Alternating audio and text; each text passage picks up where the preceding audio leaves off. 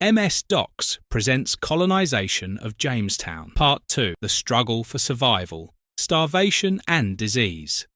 By the fall of 1607, Jamestown was already on the brink of disaster. The settlers had failed to produce enough food to sustain themselves, and many were ill due to poor nutrition and unsanitary conditions. In the winter of 1607 to 1608, a catastrophic period known as the Starving Time would test the very limits of the colony's endurance. The harsh winter brought with it disease, malnutrition, and a dwindling food supply. The settlers' relationships with the Powhatan Confederacy, the group of indigenous peoples who had lived in the region for centuries, were deteriorating. Tensions had already begun to rise between the two groups as the settlers sought to claim more land, while the Powhatan leaders, led by Chief Powhatan, grew wary of the newcomers' intentions. As food became scarce, some settlers resorted to extreme measures. Stories of cannibalism among the starving settlers began to circulate. One survivor later reported that the bodies of the dead were eaten in order to stave off hunger. The winter was brutal, and by spring 1608, only a handful of the original settlers remained alive. In the summer of 1608, a new supply ship arrived from England, bringing much-needed provisions and new settlers. This replenishment gave the colony a brief respite,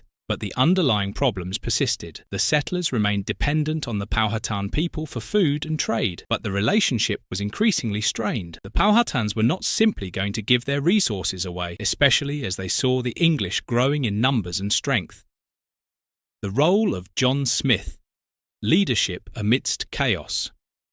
Amid the chaos and decline, one figure stands out in Jamestown's early history: Captain John Smith. Smith, an experienced soldier and adventurer, took command of the colony in the summer of 1608 and would play a key role in its survival. His leadership, while controversial, brought some measure of order and discipline to the struggling settlement. Smith implemented strict rules requiring that every settler contribute to the colony's survival. "He who does not work, does not eat," became a guiding principle under Smith's leadership, helping to instill some discipline among the settlers. His relationships with the indigenous Powhatan people, particularly Pocahontas, are often romanticized in history, but they were critical in ensuring that Jamestown did not collapse entirely. Smith was able to secure much-needed food and provisions through diplomacy, though he never fully trusted the Powhatans.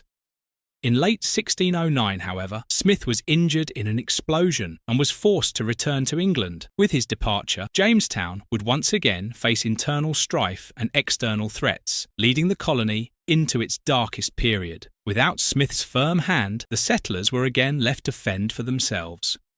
The arrival of tobacco and the promise of prosperity.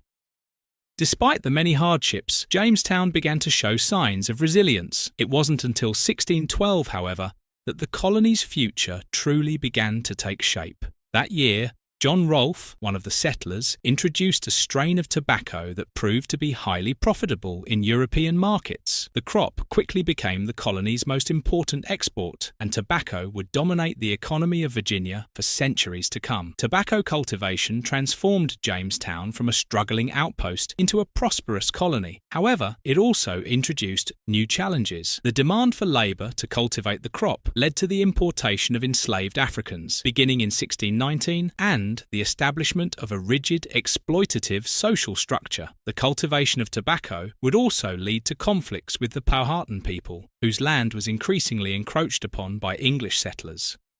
Though the tobacco industry promised wealth, it was built on a foundation of exploitation and violence. The English settlers' expansion into native territories led to bloody conflicts with the Powhatans, culminating in the Anglo-Powhatan Wars.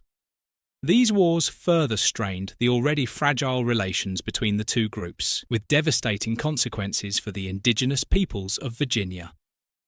Thanks for watching. Stay tuned for the conclusion. If you're enjoying this content, make sure to like and subscribe.